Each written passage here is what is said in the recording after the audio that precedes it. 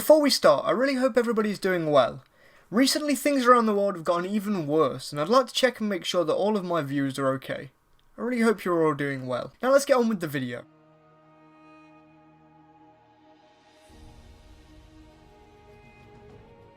Now then, on Thursday we mark one whole year since our first look of the next game in the Legend of Zelda series. A complete sequel to The Legend of Zelda Breath of the Wild, June 11th, 2019.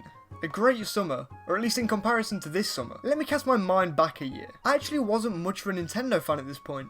I owned the Switch and I loved the Mario and Zelda games, but that was about it. In fact, I was on my first playthrough of Wind Waker, the game that enticed me into the Legend of Zelda series lore. Now let's get back on track. I was sat down and was feeling extremely bored one day. One of my good friends messaged me and told me that Nintendo was about to begin their 2019 E3 Spotlight on June 11th. And as I've said, I was bored, so I thought, why not check it out? Oh boy, if I'd have missed this direct, I would have been so sad.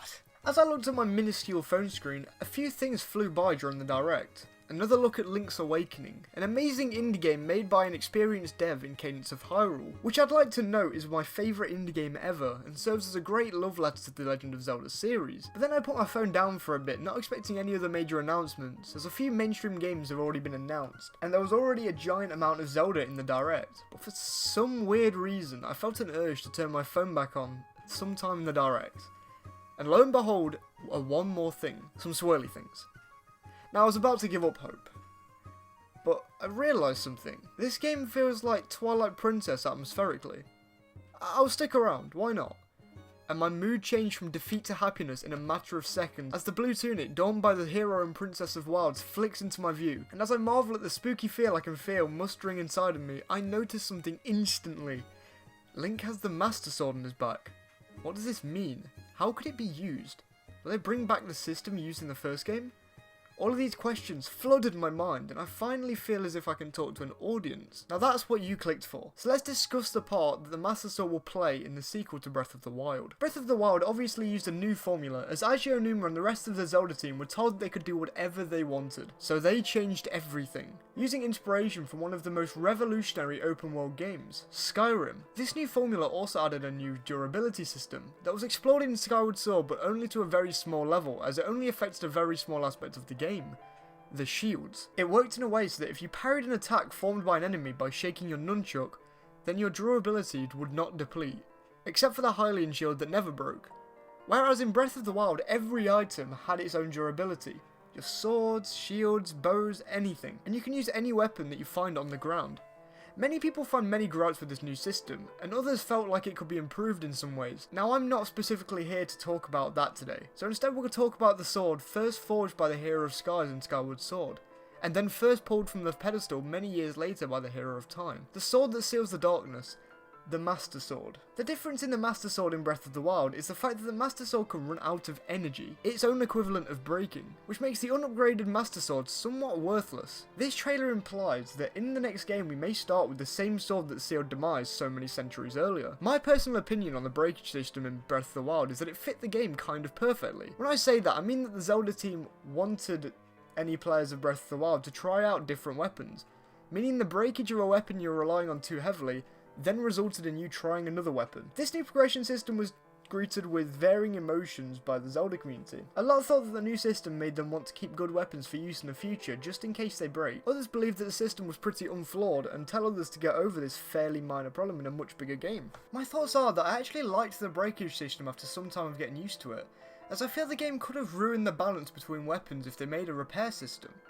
But I had one kind of big problem. As Breath of the Wild fans will know, the Master Sword is actually an optional item. To defeat Ganon, you don't need it. This had never been seen in a Zelda game to date before Breath of the Wild.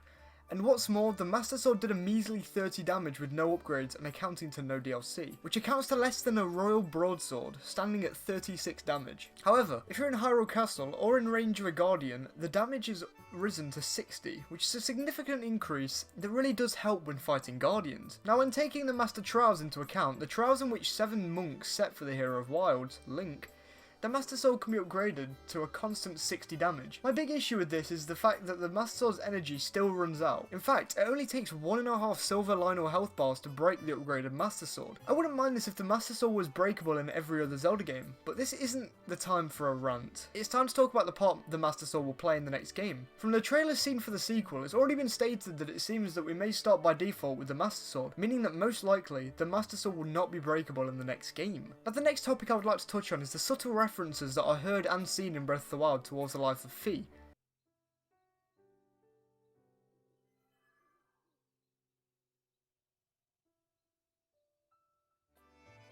The companion of the hero of Skies, last seen in the first chronological game in the timeline, Skyward Sword.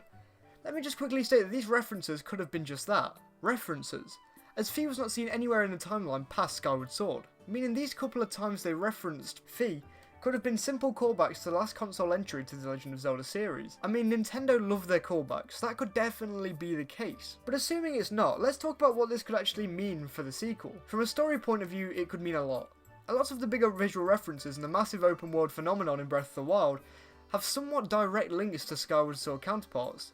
Two largely accepted examples is the fact that the Forgotten Temple could be an area of Skyloft when brought down at the end of Skyward Sword, and the Spring of Power found in the Akala region being linked to the springs at the end of the first 3 temples found in Skyward Sword. Anything that I say beyond this point is complete speculation on my end. If Fi turns out to be in the sword once more, then I think she won't play as big as a role in the sequel to Breath of the Wild, as I expect it to be a very open game with almost no linearity, just as the first game was. Adding a talkative companion would hinder this experience somewhat. I mean, Fi was telling the hero of Skies how to use a bow in one of the final dungeons in the game.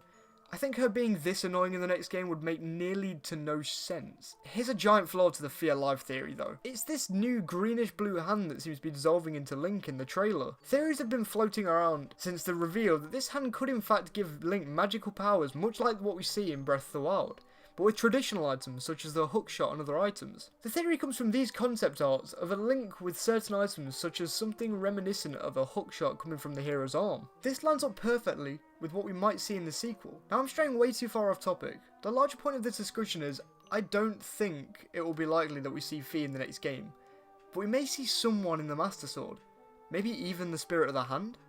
I strongly believe that in the sequel we can see a real darkness sealing sword as we've seen in the one trailer we've had.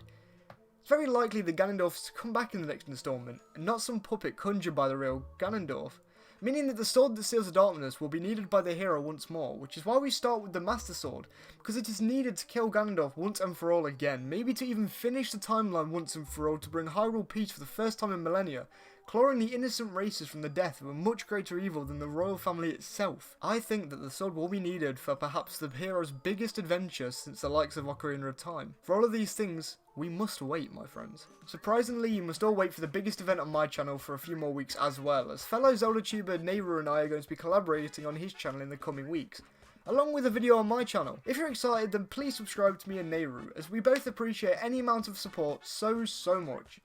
If you enjoyed this video, then please drop a like rating. It really helps me in these early stages of my channel to gauge what kind of videos you guys would like. Thanks so much for watching to this point in the video. If you ended up getting to this point in the video, please comment "The Master Sword deserves more." And also follow my socials that are found in the description. Stay safe, and I will see you all next week for a Nintendo related video.